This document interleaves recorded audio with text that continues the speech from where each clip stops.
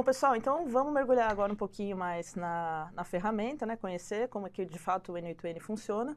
Mas antes disso, eu preciso dar um passo atrás aqui para que a gente consiga entender, né, como navegar nesse mundo das automações.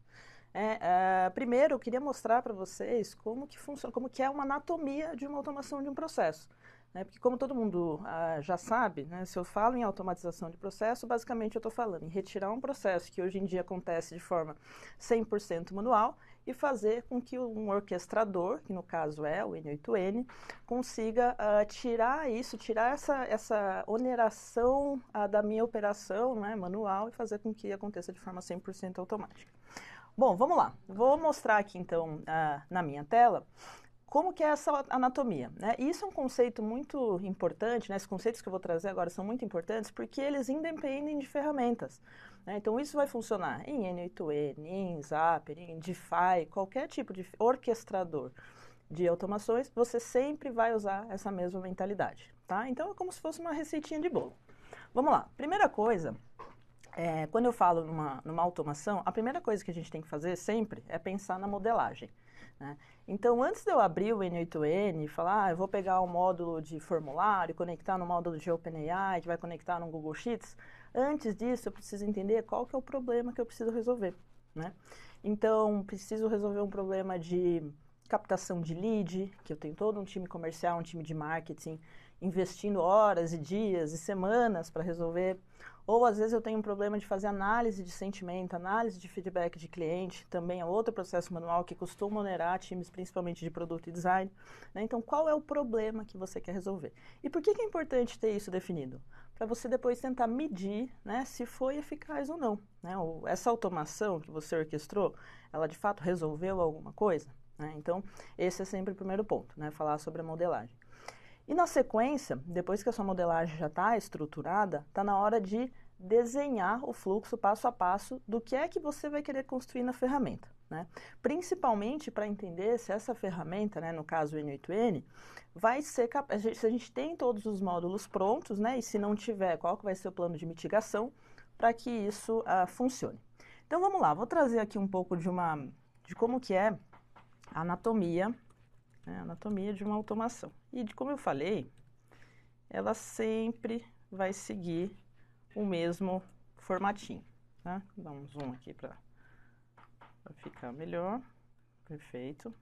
Sempre vai seguir o mesmo formato, que é o seguinte, né? Primeiro passo que a gente tem, não vai construir um fluxo de automatizado, é o gatilho, né? O que é o gatilho? O gatilho é aquele momento que faz com que todo o resto, todas as ações aconteçam, né? Então, num cenário hipotético, se eu estou trabalhando numa automação onde eu preciso que um usuário entre no meu site, preencha os dados necessários para que depois eu dispare uma comunicação, por exemplo, no WhatsApp, isso é muito comum num fluxo de captura de lead, por exemplo, que é um dos cases que a gente vai trazer para cá. Para que essa automação aconteça, alguém tem que preencher esse formulário, né? Ela não acontece sozinha.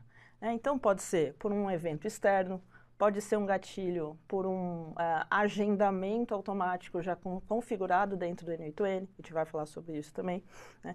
Pode ser um dado recebido via webhook. Então, existe uma infinidade de gatilhos possíveis, que o N8N já trata isso de forma nativa para nos ajudar, mas é o princípio básico. Se eu não tenho um gatilho estruturado e definido, a gente não tem uma automação funcional, beleza?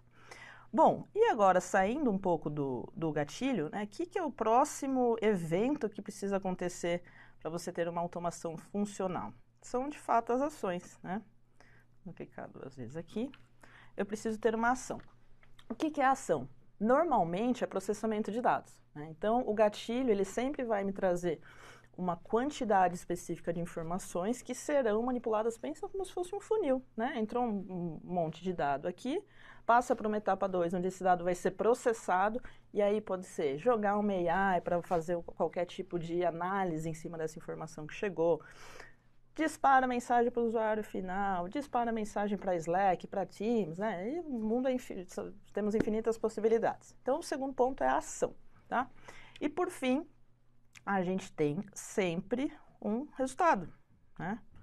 Que é de fato o esperado, né? Qual que é para onde a gente quer enviar esses dados, né? Qual que é a saída, né? O que eu preciso ter de resultado, né? O que vai ser automatizado. Então, no final, a gente tem essa última etapa do processo, que é o dado puro, né? O dado já tratado para você trabalhar.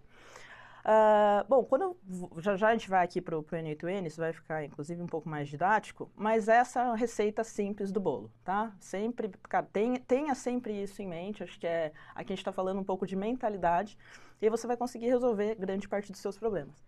E é muito interessante, né, que eu posso ter automações de vários tamanhos diferentes e complexidades, né? Eu posso ter uma automação, por exemplo, que conecta 3 aplicações diferentes, como eu posso ter uma automação que conecta 20, 30, às vezes 50 módulos, né? E ainda assim, todas elas vão seguir esse mesmo processo, tá? Sempre segue esse passo a passo, tá? Os 3 pilares de uma automação. Bom, maravilha. Dito isso, né? Então você já sabe que você tem que definir um problema, você já sabe que depois do problema definido, você tem que modelar, né? Entender, beleza, o que é que eu preciso fazer para tirar isso do manual, né? Todo o processo manual foi mapeado, já entendeu gatilho, ação e resultado, aí sim chega a hora de você pular para a ferramenta, tá? Então a gente tem uma tendência aí direto para a solução, mas é super importante garantir, né? Tenha números, inclusive, né? Qual que é o número que precisa ser medido? É tempo economizado? É dinheiro economizado? Normalmente a gente olha muito para tempo, porque é sempre atrelado à eficiência. Então, essa aqui é a dica de ouro, tá? Talvez uma das mais importantes. Bom, agora vamos olhar para a ferramenta e ver como isso se traduz dentro do N8N. Né? Vai ficar mais legal ainda para você poder tangibilizar. Bom, vou contar um pouquinho, de fato, por que essa ferramenta ganhou tanta visibilidade, principalmente no último ano. Né? Então, o N8N não é uma ferramenta que acabou de ser lançada, isso acho que é super importante a gente deixar claro. Eu, especificamente, já opero com eles desde 2017, mas eles vêm se reinventando, né, nesses últimos tempos, e o boom foi quando, em 2022, a OpenAI democratizou a inteligência artificial generativa, e o N8N foi a primeira ferramenta que, de fato, trouxe uma forma de você construir agentes de AI sem precisar usar uma linha de código. Né? E esse foi o momento que, de fato, eles apareceram. Bom, então o primeiro passo aqui para a gente vai ser, de fato, acessar o site da ferramenta. Né? Então você pode entrar em n8n.io,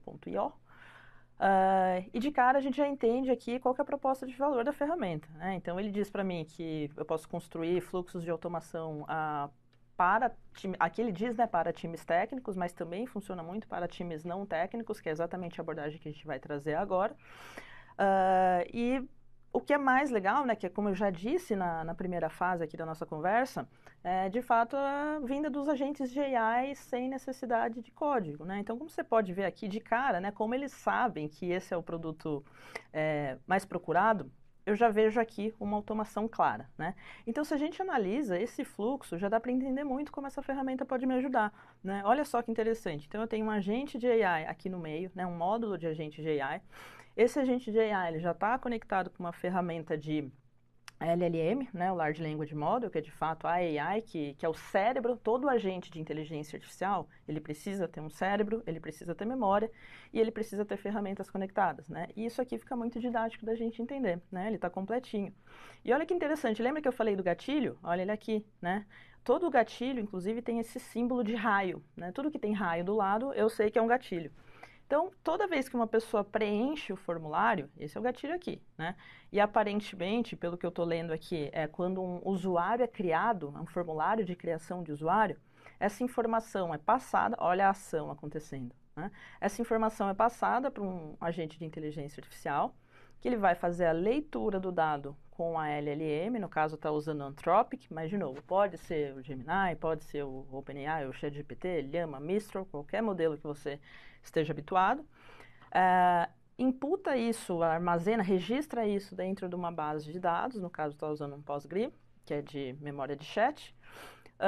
E na sequência, ele faz 2 coisas específicas. Olha isso aqui que interessante. A primeira, ele já faz uma validação se esse usuário está autenticado dentro da estrutura de autenticação da empresa, que aparentemente é uma empresa ecossistema Microsoft.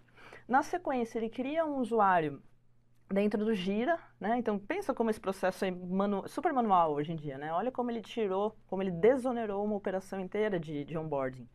Criou o usuário no Gira.